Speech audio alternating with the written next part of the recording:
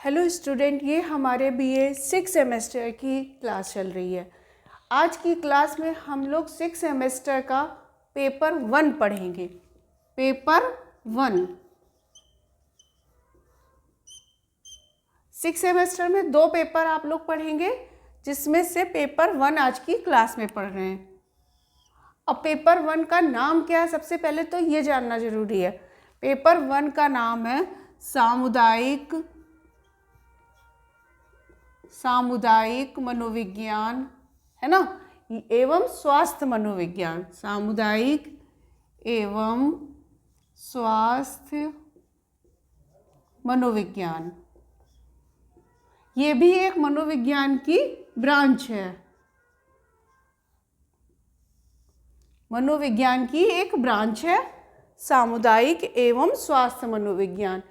ये जो ब्रांच है, ये 2 ब्रांच मिलकर बनी है। एक है सामुदायिक मनोविज्ञान, दूसरी है स्वास्थ्य मनोविज्ञान। इसमें 2 ब्रांच हैं, ठीक। एक है सामुदायिक और दूसरी है स्वास्थ्य मनोविज्ञान।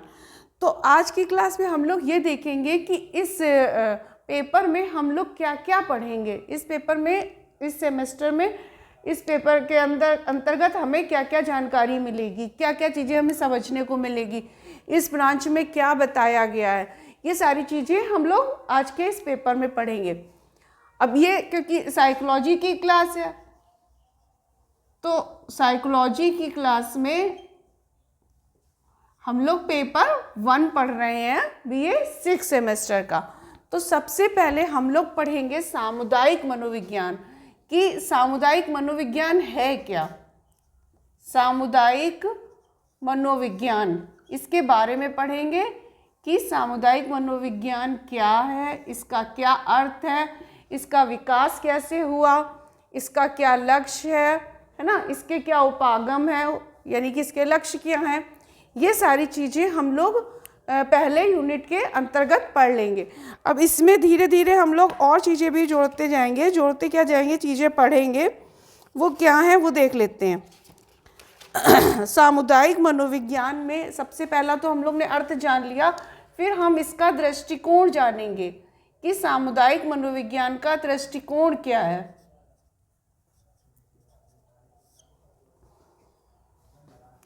दृष्टिकोण समझेंगे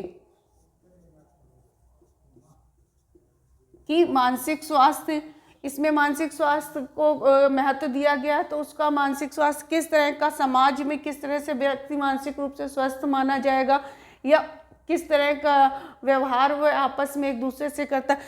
सामुदायिक मनोविज्ञान यानी कि समाज के अंतर्गत ही हम लोग समूह ही पढ़ रहे हैं। समुदाय क्या होता है, समूह, एक या कोई ग्राम या शहर, कोई भी समूह जहाँ लोग रहते हैं, लोगों का व्यवहार होता है, उसी को हम समुदाय बोलते हैं। उसी के अंदर की समस्याएं जो व्यक्ति के व्यवहार को प्रभावित कर रही हैं, तो उन समस्याओं को दूर करने की कोशिश करते हैं हम लोग सामुदायिक मनोविज्ञान के अंतर्गत। अब इसमें हम लोग जो समस्याएं पढ़ेंगे वो कौन से होंगे, सामुदायिक मुद्दे होंगे, है ना। सामुदायिक मुद्दे कौन से होते हैं, ये सब पढ़ेंगे। अब इसके अंतर्गत और हम लोग क्या पढ़ेंगे, हम लोग हाशियाकरण पढ़ेंगे। हाशियाकरण पढ़ेंगे कि कैसे हाशियाकरण क्या होता है, इसका ये किस तरह से स्वास्थ्य को प्रभावित कर रहा है। प्रवास एवं अप्रवास मुद्दे पढ़ेंगे, प्रवास एवं अप्रवास मुद्दे पढ़ेंगे, ठीक। इसके बाद हम लोग भारतीय समाज में अंधविश्वास पढ़ेंगे। भारतीय समाज में अंधविश्वास,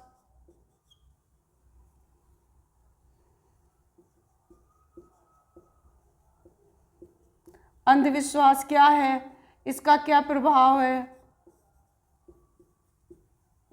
ठीक। ये सारी चीज़ें हम लोग पढ़ रहे हैं।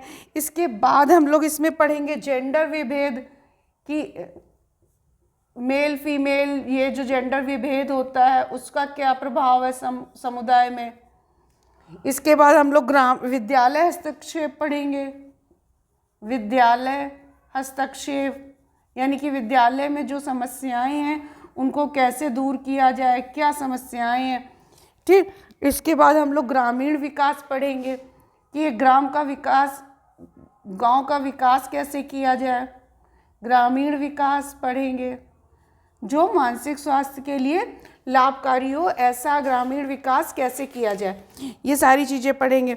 अब इसके बाद हम लोग इसमें पढ़ेंगे जो अगला आएगा हमारा स्वास्थ्य मनोविज्ञान। पहला तो सामुदायिक मनोविज्ञान हो गया, दूसरा क्या है, स्वास्थ्य मनोविज्ञान। पहला हो गया सामुदायिक मनोविज्ञान, दूसरा हो गया स्वास्थ्य मनोविज्ञान। तो इसमें सबसे पहले हम इसका अर्थ समझेंगे। स्वास्थ्य मनोविज्ञान का अर्थ क्या है, इसका लक्ष्य क्या है ना, इसका विकास कैसे हुआ, ये सारी चीज़ें पहले यूनिट में हम लोग समझ लेंगे। फिर इसका जैविक और मनोसामाजिक मॉडल समझेंगे। जैविक और मनोसामाजिक मॉडल, ये क्या है, इसको किसने दिया, इसमें क्या क्या आता है, ये सारी चीज़ें हम लोग मनोसामाजिक मॉडल में समझेंगे। फिर हम लोग व्यवहारिक स्वास्थ्य समझेंगे कि व्यवहारिक स्वास्थ्य क्या है। ये सारे हमारे यूनिट आ रहे हैं, यूनिट और चैप्टर आ रहे हैं इन दोनों के ही पार्ट में। अब इसके बाद हम लोग समझेंगे स्वास्थ्य व्यवहार के सिद्धांत क्या हैं, स्वस्थ व्यवहार के सिद्धांत क्या दिए गए हैं,